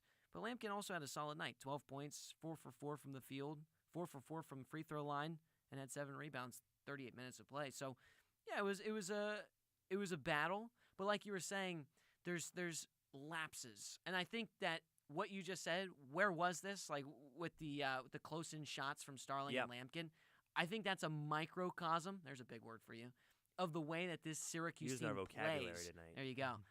The way this Syracuse team plays is they can never put together good, consistent basketball for 40 minutes of play. They can't. And it's unfortunate when you have guys like Lampkin playing for 30-plus minutes in this game. It's Max Gifford and Gino Antimarino. We're breaking down guys like Eddie Lampkin, who really, really came out in the second half after a tough first half. It was, in general, a tough first half for Syracuse, still falling 70-61 to Stanford. If you have any thoughts on Lampkin, maybe some other individuals on this squad, make sure to give us a call at 315-443-2011. You can also text us on our text line. That number is 315-556-3929. We've also been looking. We have over 150 viewers on our Twitter stream and YouTube right now. Appreciate all of you staying up late. It's nearly 2:30 here on the double overtime, but what would you rather be doing than hearing Gino and I argue? Yeah. And hey, we've agreed on some points. I'd say this has been a more civil segment between you and I, which again, I like how Lampkin has turned it around from the start of the season. I think there were a lot of naysayers at the beginning of the year who were really down on Lampkin very early. He's bounced, but rightfully so. Rightfully so. Because, this is a guy that Lampkin has high expectations. I'm not even going to get into the NIL portion of it. But you come in and, Adrian Autry saying he's out of shape. What do you mean he's out of shape? What are you talking about? With everything on this guy's shoulders, you can't afford coming in to this game or to this season out of shape. I say, everything on his shoulders, literally. But he's, he's definitely worked on his cardio and he's gotten better. So like I was saying earlier, it's a double-edged sword because, yes, I'm happy that he's in shape and he's done what Adrian Autry and he both said he was going to do. But at the same time, the fact that he even had to get to this point is pretty unacceptable. And the Orange, with that point, I mean, he has taken the steps to be the player that he is now with the absence of Donnie Freeman, which I think especially has been huge, because if Lampkin was still this Eddie Lampkin in the second half of the year, I think Syracuse maybe loses this game by 20, 30 points easily. Yeah, I mean, there's no doubt about it. And the one thing I love about Lampkin is he provides a spark.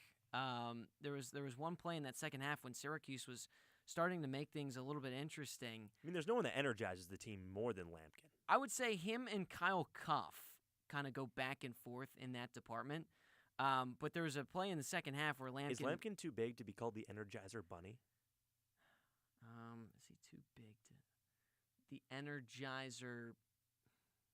I don't know. What else would you say? Is he the rabbit? Is a rabbit bigger than a bunny? Or are those the same things? I've seen some big jackrabbits. Jackrabbits? Yeah, like you ever see those? No. You've never seen a jackrabbit? A big one? Yeah, those things get pretty big. I don't know how big, but I'm sure they get pretty large. I've seen pictures. Okay. But, I can't digress. say I've seen one. Yeah. What about like a Bugs Bunny? He's a big bunny. Well, yeah, he's got to be tall. Right, He's got that's some what big I'm saying. feet, too. He played in Space Jam. He did, right? Yeah, he played pretty well, too. Hey, that was against the Monstars. Syracuse wasn't against the Monstars. They were against Stanford today. That's why you're tuned in here on WAER. Was it 226? Yeah. Even though we're talking These are bunnies. the type of conversations that happen past 2 a.m. This is all because I asked, is Eddie Lampkin the Energizer Bunny? Because he did energize Syracuse with 12 points and a perfect 4 for 4 from the field. But I'll let you continue your point. Yes, I wanted to get to there was just the one play that I really loved from him down in that second half where he was backing down Cam and then he turned around and then jammed it home, knocked Gammon backwards onto the hardwood. It was not a foul. They counted the bucket. Lampkin steps over him, and it's just like you could feel the energy because Jaquan Carlos hit a three a little bit before that.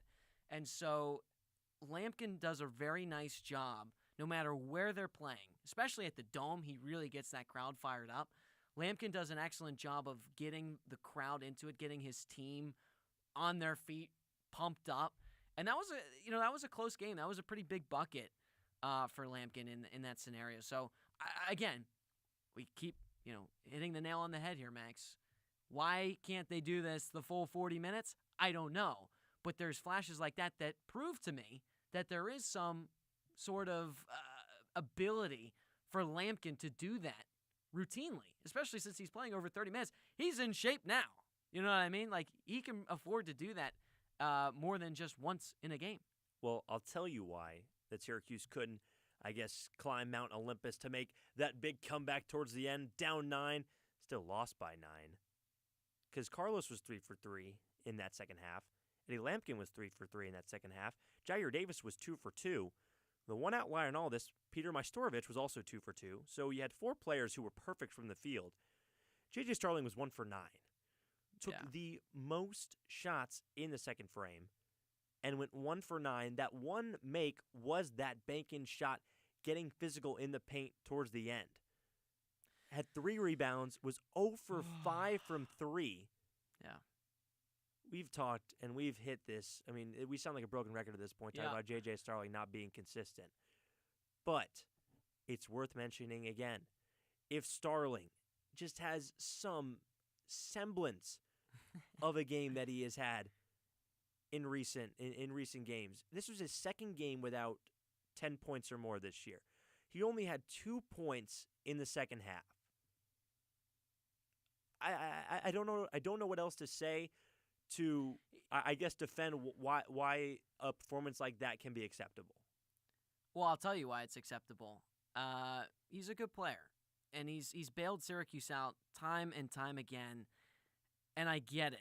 There can't be an excuse for your number one guy to not, put the cape on every day and go out and win your team a game.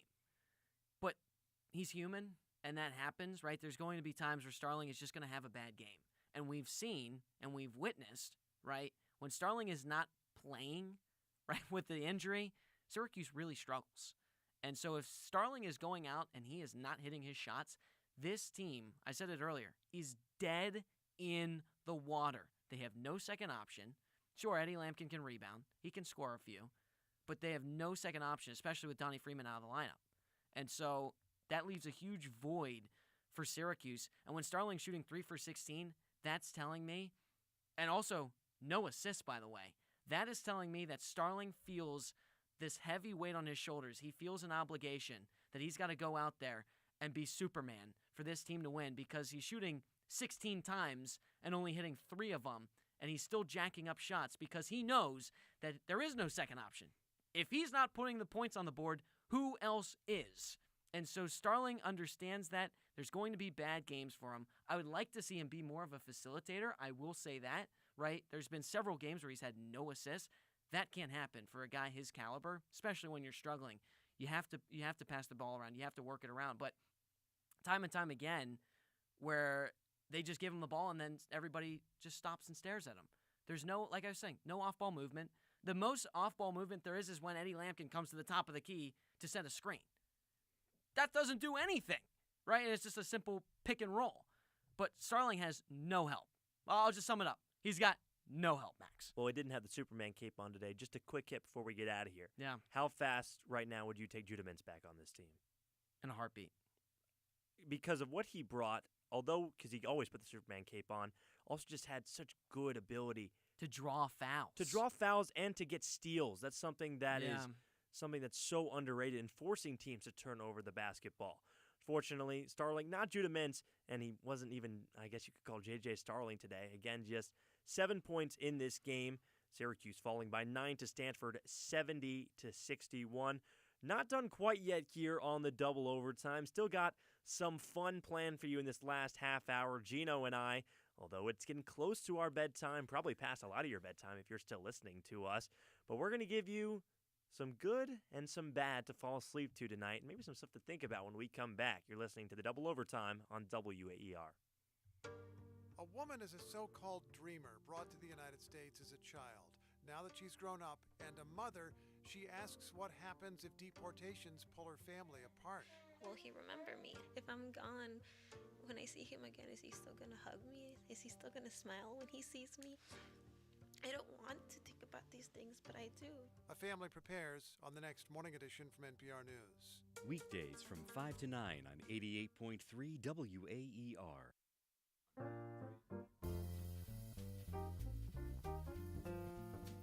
Whether you enjoy the funky sounds of James Brown or the pristine vocals of Aretha Franklin, we hope you'll choose WAER for your fix of jazz.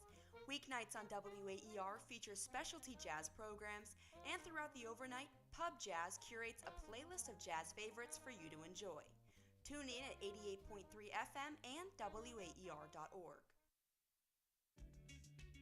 At Marketplace, we help you understand what's going on in the economy and why. There is no topic too large or too small, whether it's the housing market, jobs, interest rates, even the prices we are paying at the grocery store. Our independent journalism is critical in helping you connect the dots and getting the context that you need. So, join me, Kai Risdal, every weekday on Marketplace.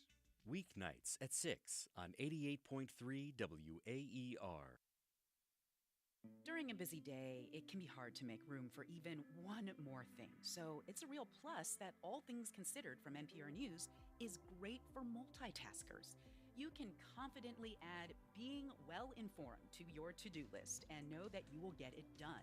Whether you're cleaning out your junk drawer on a quick drive or something else, listen to All Things Considered every weekday afternoon. Weekdays from 4 to 6 on WAER.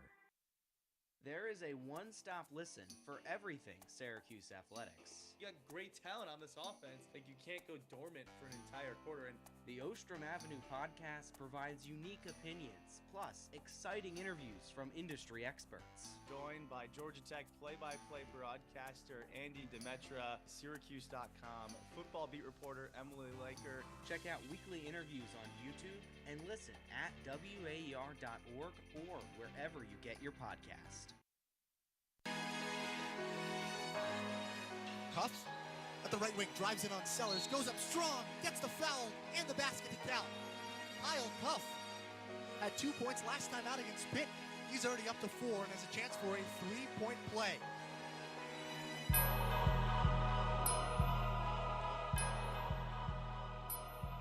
Dreams and nightmares, but we hope you haven't fallen asleep just yet. Max Gifford, I'm Gino Antamarino here on the Double Overtime up until 3 a.m. That's right, 3 a.m.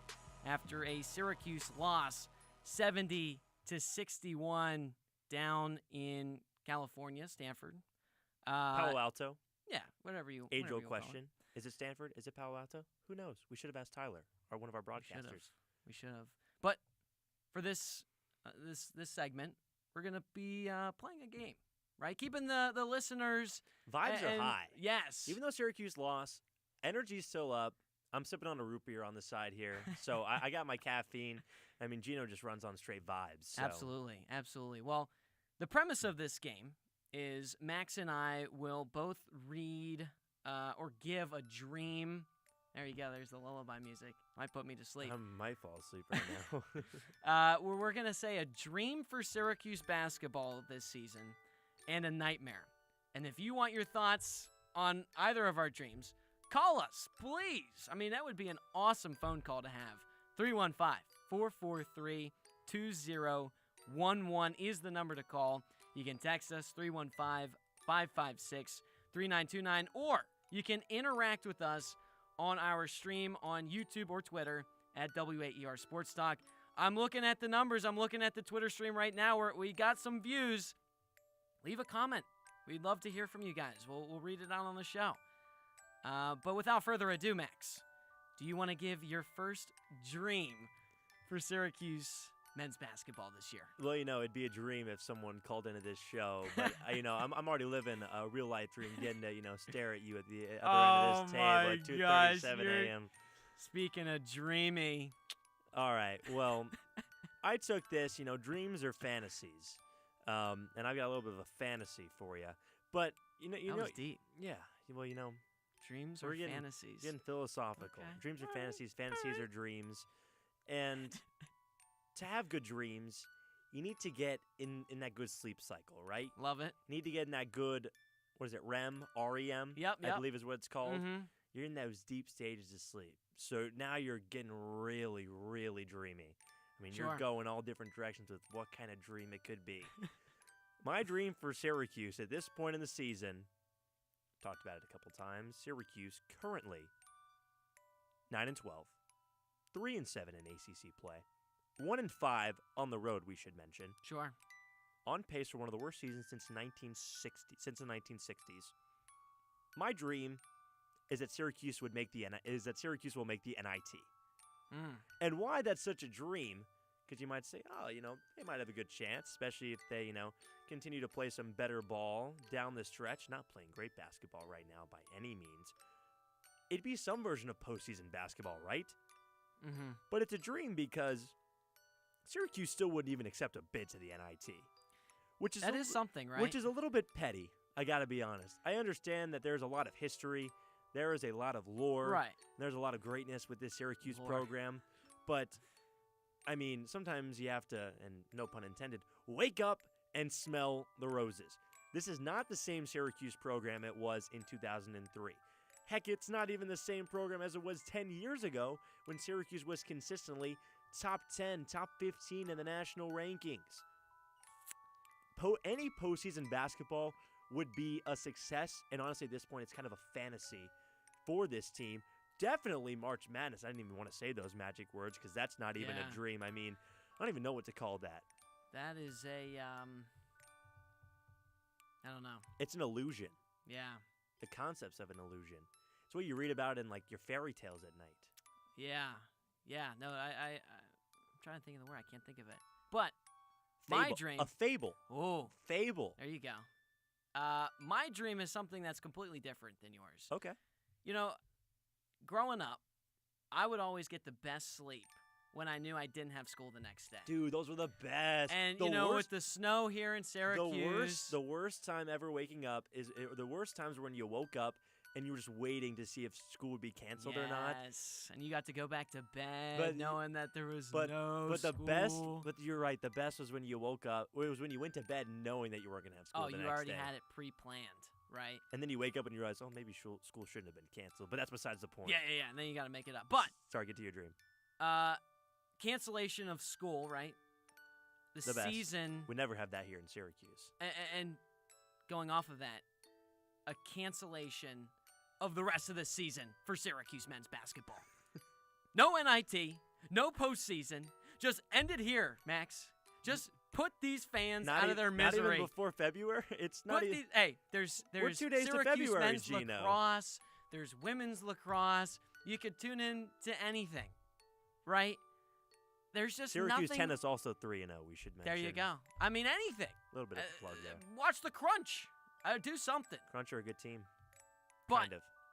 Syracuse, I feel like, Max, we come on this show and we say the same thing over and over and over and over. I'm feeling like Adrian Autry in his post-game pressers. But Syracuse, a dream for them would be if the rest of the season just ended after tonight. Not on a, bad scale. They're just like, all right, Syracuse, you can just gear up for next year. Take the rest of the season off, gear up for next year, bring in your recruits, train your guys, and be ready to go for next year. That would be a dream for the Orange. So Syracuse needs to channel its inner bear and just hibernate for Yes. the rest of the winter, take a nice long winter's nap, maybe a little bit fitting because Syracuse's next game is actually against the Cal Golden Bears. The Golden Bears, shout out. So maybe it's a little bit of a sign Syracuse maybe should go into hibernation late in the season. Yeah, that could be it. Max Gifford, Gino Antamarino here on the double overtime until 3 a.m. playing a game called Dreams and Nightmares after a Syracuse loss to Stanford. We just gave our dreams, but now we're going to give our nightmares, something that would be a nightmare, for lack of a better word, for the Syracuse men's basketball team. Gino, you Let us know what you think. Text us 315-556-3929 or interact with us on our YouTube stream, W8ER Sports Talk. You want to give your first nightmare, Max? Oh, I actually wanted to hear yours first. You want? Okay. All right. Okay. Because So- I mean, that was a pretty extreme dream you had. My nightmare. What's everybody's nightmare, right? Oversleeping, being late. Right. I do it too many times. I hate to say it. Yeah. My nightmare, believe it or not, would be Syracuse figures it out at the now part of the season, a little bit later on, when it doesn't matter, when it doesn't mean anything, right? It's too little, too late. You woke up, Max. The alarm's already sounded. School's already in session. Work, the employee's already, taken over your job. The employer doesn't want to see you anymore. They don't want to hear from you. And you got to roll in your bed, and you just got to say, I'm going to attack the next day. And that next day is going to be next season for Syracuse. My nightmare would be if they figured things out too little, too late. Dang. Because that would have That was showed that they have potential, but they just didn't do it the entire season. Do you think maybe if this team gets Donnie Freeman back, that could legitimately be like a It's- nightmare scenario? They play some close games. Because Donnie Freeman seems to be, he's on this day-to-day, continues to be day-to-day. We don't know the specifics on, if that will continue to be day-to-day or if that will change. But I legitimately think that if Donnie Freeman comes back, I think that could be a reality of a 100%. nightmare. 100%. All right, Max, let's hear your nightmare. All right. See, my nightmare, I Oh, went boy. I went kind of extreme here. Oh, because boy. what's the worst kind of nightmare you can have? The worst kind of nightmare is the one where Freddy Krueger is in your nightmares. If anyone's not familiar with Nightmare on Elm Street, Freddy Krueger, a character that actually kills people in your dreams. Oh. Don't look him up. Is that a kid's movie? He's definitely not. We've mentioned a couple movies, but I haven't even watched the Nightmare on Elm Street. I'm too scared. I just know the character. Yeah. But these people try to stay up so that they can avoid this guy. Sure. So my nightmare would be by the end of this year, going into next season, your two biggest recruits, Sadiq White and Kyan Anthony, decommit from Syracuse. Because then there's no future left for this team. That would Adrian be a Autry nightmare. would be getting absolutely nothing into his next year, and then I'll even double down on that. Oh, no. Donnie Freeman, who I don't think right now is good enough to go to the NBA because hasn't played enough in this season, so he's going to fall so many in the draft order. Oh, no. He's not going to play at Syracuse. Where is he going? He's going to Georgetown. You're lying. So not only That's worse than Freddy Krueger. you lose Sadiq White, you lose Kyan Anthony, You're going to keep Syracuse fans up all night. and your highest recruit since Carmelo Anthony is going to go to Georgetown, Syracuse's ultimate rival. This isn't Malik Brown going to Duke. Unbelievable. This is Donnie Freeman going to Georgetown, Syracuse's most fierce rival. Been a competitive rivalry these last couple of years. Sure. That would be the ultimate nightmare for Syracuse. And I don't think I'm wrong in saying that. And the problem is that while would it be crazy if all these dominoes fall? Yes, but I could also see a world where it does happen. If that happens, Max, They might just have to disband the program. Because where Yeah. do you go from there? You could argue that become a football You could school. argue that Autry's staying around right now because you've got Sadiq White and Kyan Anthony in the queue right now for this team. I mean, where does this team go if there is no Sadiq and no Kyan next year? I think they go pretty close to where they are right now, and that's towards the bottom of the ACC. But They definitely wouldn't go up, I'll tell you that. Yeah, absolutely. And Max Gifford, Gino Antamarino here. We're up against another break. Trying to give Syracuse fans a little bit of a break after that nightmare, Max. That was absolutely brutal. That's why it's called Dreams and Nightmares. That's true. That's true. All right, one last break, and then when we come back, we've got our final words segment. You won't want to miss it. Stick around. After these messages, we're going till 3 a.m. A woman is a so-called dreamer brought to the United States as a child. Now that she's grown up and a mother, she asks what happens if deportations pull her family apart. Will he remember me? If I'm gone, when I see him again, is he still gonna hug me? Is he still gonna smile when he sees me? I don't want to think about these things, but I do. A family prepares on the next morning edition from NPR News. Weekdays from 5 to 9 on 88.3 WAER.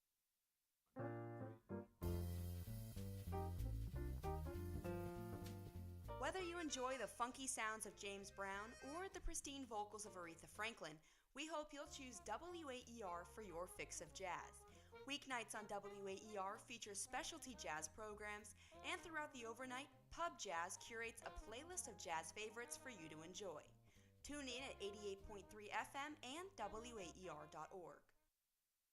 There is a one-stop listen for everything Syracuse athletics. You got great talent on this offense. Like, you can't go dormant for an entire quarter. And The Ostrom Avenue podcast provides unique opinions, plus exciting interviews from industry experts. joined by Georgia Tech play-by-play broadcaster Andy Demetra, Syracuse.com, football beat reporter Emily Laker. Check out weekly interviews on YouTube and listen at WAER.org or wherever you get your podcast. Listening to the wings of a monarch butterfly. What a magical thought. They arrive here on the Day of the Dead, which we celebrate here in Mexico, and a lot of the indigenous people believe that it's the souls of their ancestors that are returning, and it's very spiritual. That's On Point with me, Meghna Chakrabarti. From 7 to 8 on WAER, your local NPR station from the Newhouse School at Syracuse University. At Marketplace, we help you understand what's going on in the economy and why. There is no topic too large or too small, whether it's the housing market, jobs, interest rates, even the prices we are paying at the grocery store. Our independent journalism is critical in helping you connect the dots and getting the context that you need. So, join me, Kai Risdal, every weekday on Marketplace. Weeknights at 6 on 88.3 WAER. I'm Peter O'Dowd. We've been digging through the garbage to bring you stories about trash and climate change. Well, get ready to meet a couple who turned a passion for dumpster diving into a thriving business. Before we had the social media accounts, it was really just like a hobby. Like, some people would go fishing or hunting. I go dumpster dive. Next time on Here and Now. Weekdays from noon to 2 on 88.3 WAER. Over to Blakes. Running out of time. Reynaud, straightaway three is good. Shot clock expiring, and Maxime Reynaud buries the straightaway triple. Stanford first on the board, 3-0, just over 30 seconds in.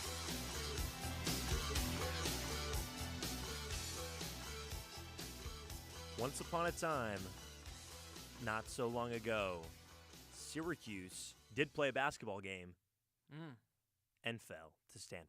70-61 was the final out in Palo Alto, California, and that's why Gino Antimarino and Max Gifford are with you on WAER for the next 10 minutes, wrapping up shop on the double overtime. Gino, we've talked about a lot in this program. We've talked about Syracuse's individuals. We've talked about the team as a whole. And just to sort of give, a quick summary of this contest. The Orange trailed by 23 at one point in the first half. Did make a game of it. Closed it to within 6 points. But it couldn't get any closer the rest of the way and fell today. There's not much else that I have left to say, and now it's time for our final word of the day. Gino Antimarino, the floor is yours. You were rhyming. That was pretty good. Did you notice that? I did not. I'm You're a poet, like, and I didn't even know it. Dr. Seuss or something. All right. Final word. Okay. I'll say this. We as people, Max, don't mind pain that is purposeful, but we hate pain for no reason, right? We hate pain that doesn't have a reason for why you're feeling this pain. If you know that there is an end goal, you will put up with the pain. You will tolerate the pain. You're right. No pain, no gain. Right. If the benefit outweighs the cost, then it's worth doing it, right? Right. And so hopefully the pain for this season for Syracuse basketball fans, it changes the tide next year. Redeem the pain rather than relieve the pain is what I like to say. That's philosophical right there. I'll say it again. redeem the pain rather than relieve the pain. You're not fixing what is already broken this year, right? Syracuse is not doing well. There's no doubt about it. But they've got some recruits, right? Sadiq White, Kyan Anthony. They've got something to look forward to. There's always next year. And so I hope that this season, I'm not going to say puts people on hot seats, but it lights a spark, right? You know, the seat's not hot, but it's a little warm. It's it's like You're checking is my seat warmer on? You know when you get in a car and you're you're thinking like, about checking the is my seat thermometer warmer right now? on right now? That's what Syracuse needs right now. They need a little bit of a, I think my seat warmer's on right now. That's what Syracuse needs after this season, and hopefully that tells them that they need to figure things out for next year, because Syracuse fans, they'll chalk this season up as it is what it is. But if they have another it is what it is season next year, oh boy, Max. Oh boy is right. Before I get to my final word, just wanted to read a tweet that I saw before I came on here. Okay. It said, imagine it's 2010. Somebody from the future informs you. What was I doing in 2010? Somebody informs you. I was 7 years old then. Yeah, same. Somebody from the future informs you that Syracuse basketball is no longer relevant in 2025. I would drop my Legos. Struggling to get to a 500 record, and it's no longer a member of the Big East.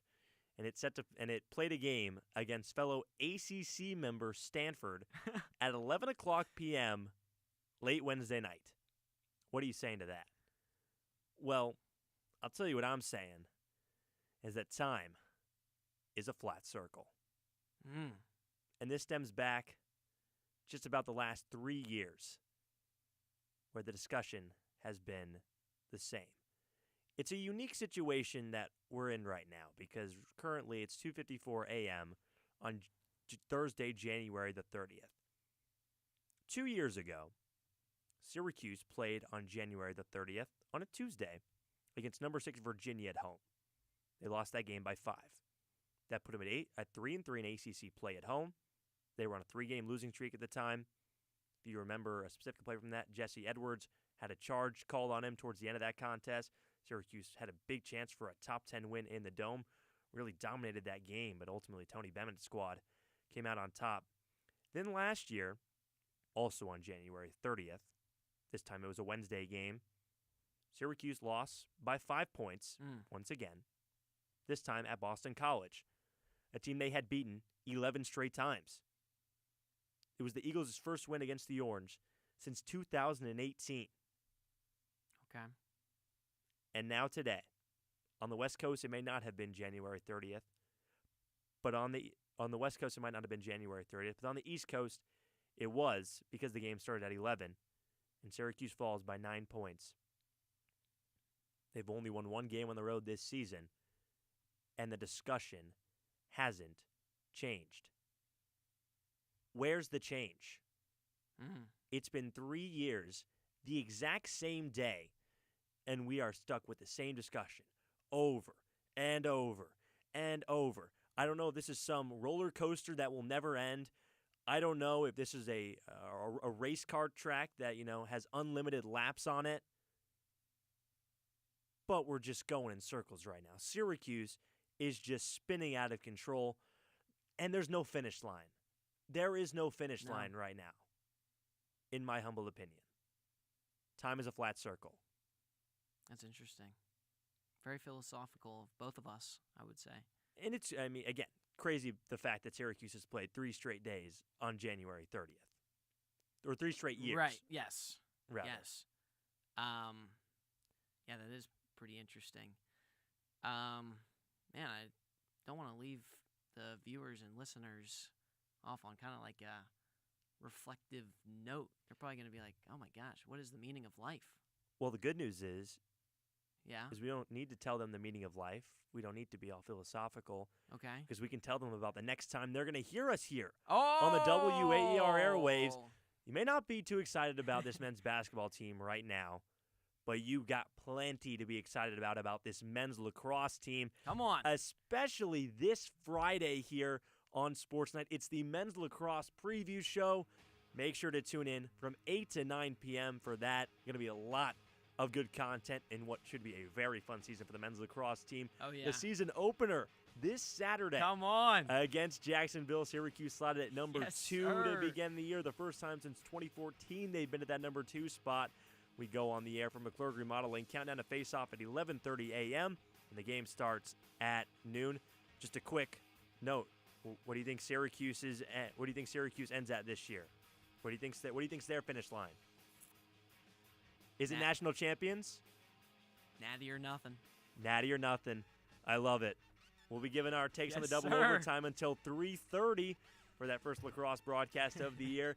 But we're not just done yet on Saturday. It'll be a fun Saturday here on WAER. We've got Syracuse against Cal. I don't know if Syracuse will quite go into hibernation as much as Gino Anstimarino might want them to. That tip-off is at 10 p.m. Join us for McClure Remodeling Countdown to tip-off at 9:30. And we've got the double overtime until 2 a.m. Not quite 3 a.m. like Gino and I, but that one's until 2 a.m. Another late night here. Double overtime after dark. 2 basketball games in a row on that little West Coast excursion.